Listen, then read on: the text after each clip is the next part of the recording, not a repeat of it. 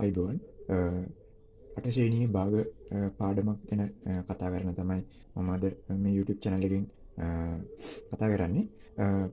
channel එක හොඳ නම් subscribe කරන්න. ඔබේ දරුවාටත් අනිවාර්යයෙන්ම මේක පෙන්නලා subscribe කරන්න. මුලින්ම අපි බලමු භාග ගුණ කිරීම. භාගයක් ගුණ කරන්නේ කොහොමද? අපි මුලින්ම මේ වගේ භාගයක් ගනිමු. 8යි 8න් 3. 8න් 3 කියන භාග සංඛ්‍යාව ගත්තොත් මේ භාග සංඛ්‍යාව නියම භාගයක්. ඒ කියන්නේ ලවය විශාලයි, ලවය කුඩයි, හරය විශාලයි. හරය දැන් මේ 8නේ. හරය 8. හරය 8 කියන්නේ විශාල සංඛ්‍යාව, ලවය 3 කියන්නේ කුඩා සංඛ්‍යාව.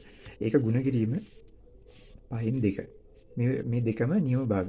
අපි බලමු මේව ගුණ කරන්නේ කොහොමද කියලා.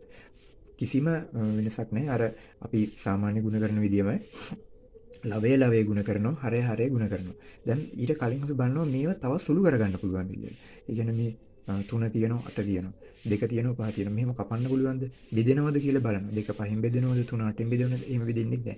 හරහට කැපෙනවද කියලා බලනවා. 8 2න් බෙදෙනවද? එහෙනම් 2 8න් බෙදෙනවද? 3 5න් බෙදෙනවද? 5 3න් එහෙම කිසිම ආකාරයකින් මෙතන බෙදෙනවා. 2 8න් බෙදෙනවනේ.